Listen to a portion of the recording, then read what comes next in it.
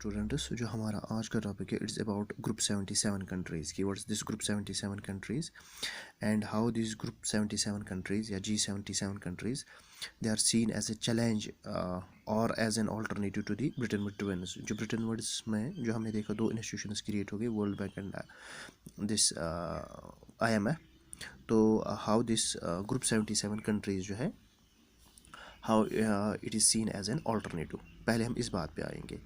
जो Bretton Woods twins में जो ब्रिटेन वुड्स में दो इंस्टीट्यूशंस बनाए गए, IMF एंड दिस IBRD या जिसको हम वर्ल्ड बैंक भी बोलते हैं। सो वो दो इंस्टीट्यूशंस जो है उनको इस तरह से डिज़ाइन किया गया था कि to meet the financial needs of the industrial and developed country. जो डेवलप्ड कंट्रीज थी, जो इंडस्ट्रियल कंट्रीज़ थी, जिनको सेकेंड वर्ल्ड वार में इकोनॉमिक लॉसेस हुए थे, तो उनको असिस्ट करने के लिए जो है ब्रिटेन वुड्स और IMF जो है उनको क्रिएट किया गया और उन्हीं को ज़्यादा असिस्ट किया। वाइल एज जो कंट्रीज़ पुअरर कंट्रीज़ या जिनको हम डेवलपिंग कंट्रीज़ बोलते हैं या जिनको हम LDCs बोलते हैं, लीस्ट डेवलप्ड कंट्रीज़, उनको कोई फाइनेंशियल असिस्टेंस जो है या उनको ज़्यादा बेनिफिट IMF और IBRD से नहीं हुआ। As a result after these 1950s and 1960s जो most of the developing countries हैं उन्होंने अपने आप को एक ग्रुप के तौर दे ऑर्गेनाइज्ड देमसेल्व्स और दे फॉर्मड दिस ग्रुप 77 कंट्रीज़। और ये ग्रुप 77 कंट्रीज़ या G77 कंट्रीज़ उन्होंने क्यों बनाई, ये ग्रुप इन्होंने क्यों बनाया?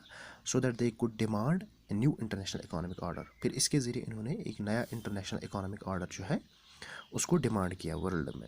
So what was this new international economic order for them? ये जो ग्रुप 77 कंट्रीज़ जो थी या ये जो डेवलपिंग कंट्रीज़ जिनको IMF और IBRD से ज़्यादा फ़ायदा नहीं मिला, इन कंट्रीज़ ने ये जो ग्रुप 77 बनाया, दे डिमांड दिस न्यू।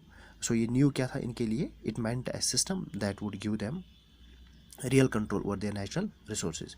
ये इनके लिए एक ऐसा सिस्टम था, न्यू इंटरनेशनल इकोनॉमिक ऑर्डर इनके लिए एक ऐसा सिस्टम था जिससे इनको अपने नेचुरल रिसोर्सेज पे ज़्यादा एक्सेस मिले। बिकॉज जो इंडस्ट्रियलाइज्ड कंट्रीज जो थी, टेक्नोलॉजी उनके पास थी, रिसोर्सेज ये जो लीस्ट डेवलप्ड कंट्रीज़ थी इनके पास थी, लेकिन इनके पास टेक्नोलॉजी उनको डेवलप करने के लिए नहीं थी। एज ए रिजल्ट जो रिसोर्सेज के जो है इनके ग्रुप 77 कंट्रीज़ के, उन पर ज़्यादा कंट्रोल किसका रहता था?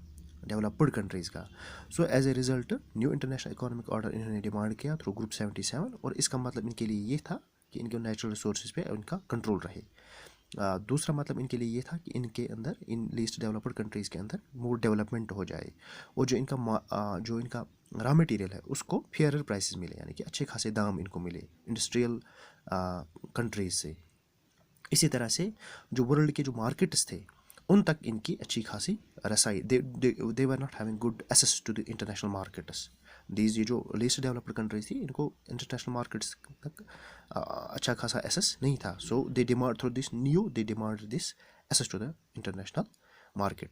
सो these group 77 countries they are seen as a challenge to Bretton Woods, because जो ब्रिटेन वुड्स थे उसके जो इंस्टीट्यूशंस दो बने, ट्विन इंस्टीट्यूशंस, उन्हें ज़्यादा फाइनेंशियल असिस्टेंस किन की इंडस्ट्रियल कंट्रीज़ की और डेवलप्ड कंट्रीज़ की, और जो लीस्ट डेवलप्ड कंट्रीज़ थी इनको कम बेनिफिट उससे मिला। सो एज ए रिजल्ट उन्होंने ग्रुप 77 बनाया and this group 77 is seen as a challenge to this Bretton Woods twins. Thank you.